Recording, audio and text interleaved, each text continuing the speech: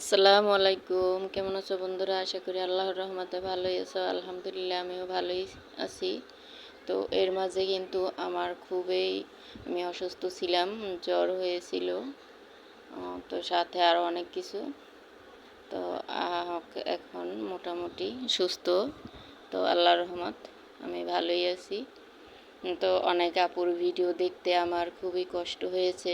তারপরও আমি যখন যার ভিডিও সামনে এসেছে তখন দেখেছি, আসলে আমি তখন ভিডিও দেখতেই পারিনি, তো পরে দেখেছি।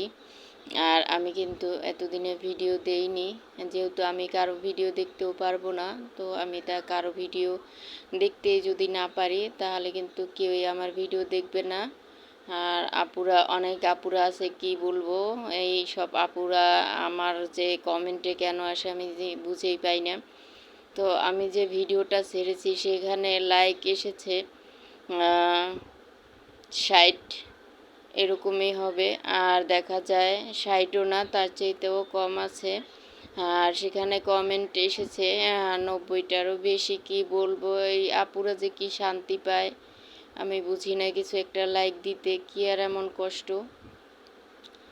এর চাইতে কিন্তু একটা কমেন্টেই অনেক কষ্ট হয়। তো একটা ভিডিও, আসলে আমি ভিডিও আমার তেমন ভালোও লাগে না, দিতেও মন চায় না।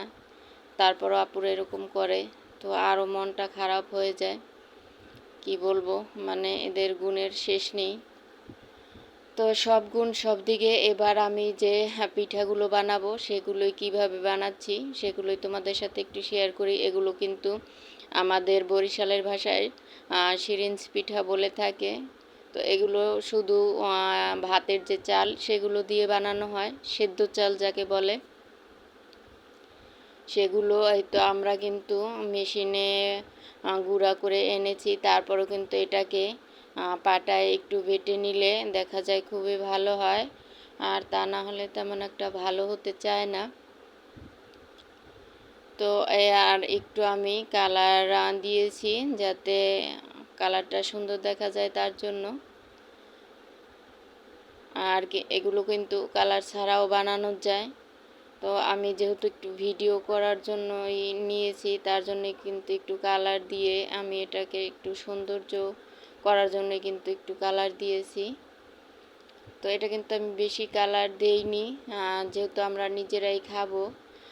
তাহলে দেখা যায় বেশি কালার কিংবা অন্যরকম শরীরেরও ক্ষতি হতে পারে। তার জন্য কিন্তু যতটুকু প্রয়োজন ততটুকুই নিয়েছি। এই তো দেখো, পিঠাগুলো কিন্তু আসলে সবই চোখের দেখা কাজ।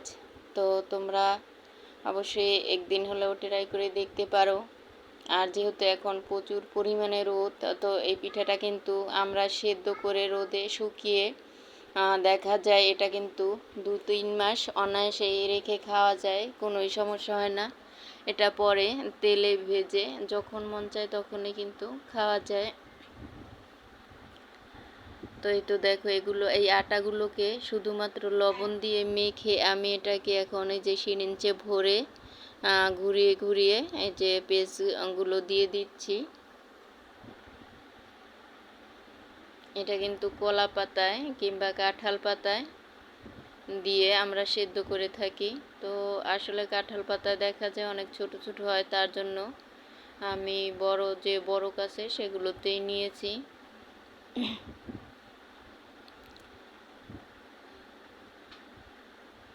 আমার অনেক মিষ্টি আপুরা আছে যে ভিডিওটা দেখে সুন্দরভাবে টাইমটাও সেট করে রাখে, কি বলবো।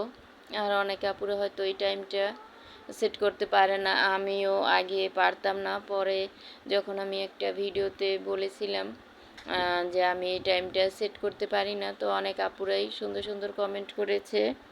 তখন থেকেই কিন্তু আমি জানি যে এই টাইমটা কীভাবে সেট করে রেখে দিতে হয়। তো আসলে অনেক সময় দেখা যায় ভিডিও ছেড়ে যদি অন্য কোথাও চলে যাই, তখন ওই যে টাইমটা যে আমি সেট করে রাখি তখনও দূরে অনেক সময় হয়ে গেলে তো টাইমটা সেট করা উঠানো হয় না। এই তো দেখো, আমি কিন্তু পিঠাগুলোকে সেদ্ধ করে এবার তুলে নিচ্ছি।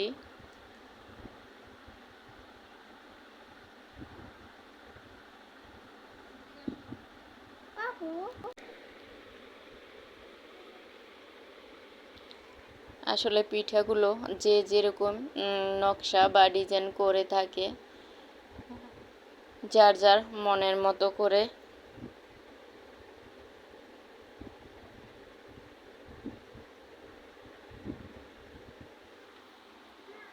তো আমি আপুদের উদ্দেশ্যে একটাই কথা বলবো, আপুরা শুধু শুধু কমেন্ট করতে আসবে না, তোমাদের কাছে আমার অনুরোধ, রিকোয়েস্ট, প্লিজ আমার এই অনুরোধটা তোমরা রেখো। তো তোমরা এরকম না করলেও পারো। তো অনেক আপুরা আছে অনেক আপুরাই আছে এত সুন্দর সুন্দর মানে ভয়েসে কথা বলে, জানি না যে এরা কারা, আসলে কার মনে কি আছে সেগুলো কিন্তু আমরা কেউই জানি না। তো অনেক আপুরা আছে খুবই বিশ্বাস হয় যে এইসব আপুরা ভিডিও দেখে এবং কমেন্ট করে, আর অনেক আপুরা আছে কোনো কথাই বলে না। আমার বিশ্বাস এই আপুরাই হয়তো এরকম কাজগুলো করে। তো প্লিজ তোমরা এরকম করো না। তো তোমরা সবাই জানো একটা ভিডিওর জন্য কতটা পরিশ্রমের জায়গা বা করে থাকি আমরা।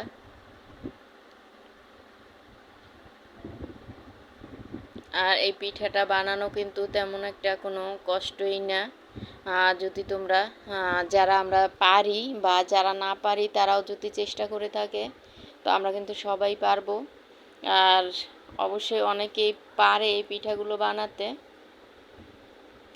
ফার্স্টে কিন্তু আমিও পারতাম না, পরে চেষ্টা করলে মানুষ কিন্তু সবই পারে। তো আমিও দেখে শিখেছি। আর এই আটাটা কিন্তু বেশি শক্ত গুলানো যাবে না, এটা যখন বুঝে নিতে হবে যে সিরিঞ্জে দিলে কিভাবে এই আটাটা পড়বে। তো বেশি শক্ত হলে কিন্তু আটাটা পড়তে চায় না, তখন হাতগুলো কিন্তু খুবই বিষ করে।